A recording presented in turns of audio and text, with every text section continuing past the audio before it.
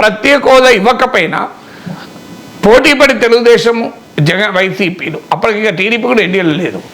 మీరు మోడీ ప్రభుత్వం పైన ప్రతిపక్షాలు అవిశ్వాస తీర్మానం పెడితే ఎందుకు సపోర్ట్ చేశారు?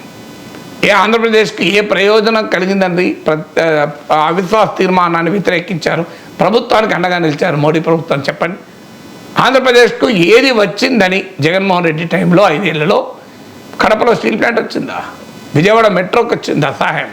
వైజాగ్ మెట్రోకి వచ్చిందా? వైజాగ్ రైల్వే జోన్ వచ్చిందా? మీరు ఏది వచ్చిందని మీరు సపోర్ట్ చేశారు? అందరికీ తెలుసు సిబిఐడి కేసులు ఉన్నాయని సపోర్ట్ చేశారు. దాంట్లో తెలియదు ఏమున్నది. సో అందుకొరకే ఏ కూటమిలో ఉండరు. ఏ కూటమిలో ఎందుకు ఉండరంటే పవర్లో ఉన్న వారితో పెట్టుకోలేరు. సిబిఐడి కేసులు ఉన్నాయి. పెట్టుకున్న అరవింద్ కేజ్రీవాల్ జైలుకు పోయాడు, పెట్టుకున్న హేమంత్ సోరెన్ జైలుకు పోయాడు. సో అందువల్ల మీకు ఇప్పుడు మోడీతో పెట్టుకుంటే గ్యారెంటీగా జైలుకు పోతారు. ఒకళ్ళు పెట్టుకోకపోతే అశోక్ చవాన్ లాగా ఆదర్శ సొసైటీ ఉన్నా బయట ఉంటాడు. హేమంత్ బిశ్వా శర్మ లాగా ముఖ్యమంత్రిగా కొనసాగుతాడు. అందువల్ల దేశంలో జరుగుతున్న వ్యవహార సరళి చూశాక సిబిఐ ఈడీ కేసులు ఉన్న జగన్మోహన్ రెడ్డి ఎట్టి పరిస్థితుల్లో మోడీతో పెట్టుకోడు. అందువల్ల మోడీతో పెట్టుకోడు కనుక ఇండియా కూటమిలో ఉన్నాడు. ఎన్డీఏలో ఎందుకు ఉన్నాడంటే ఎన్డీఏలో ఇప్పుడు ఆ ప్రశ్న ఇప్పుడు ఉత్పన్నమే కాదు. ఎందుకంటే తన ప్రధాన ప్రతినిధి టీడీపీ ఎన్డీఏలో ఉండగా ఇప్పుడు ఆయన ఎన్డీఏలో ఎట్టుంటాడు?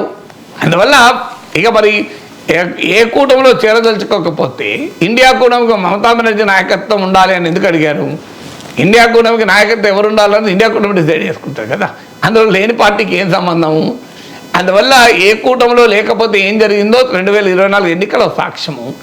ఏ కూటమిలో లేని బీఆర్ఎస్, ఏడీఎంకే, బిజు జనతాదళ్, వైఎస్ఆర్ కాంగ్రెస్, శిరోమణి అకాలీదళ్ 5 పార్టీలు పంజాబ్, ఆంధ్రప్రదేశ్, తెలంగాణ, ఒరిస్సా, తమిళనాడు ఇన్ని రాష్ట్రాల్లో దెబ్బతిన్నారు.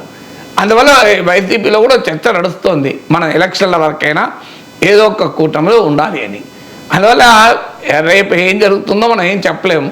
ఎందుకంటే కూటములు ఇప్పుడు అసలు తెలుగుదేశానికి శాశ్వతంగా ద్వారాలు మూసుకుపోయాయని చెప్పి అమిత్ షా అనలేదా?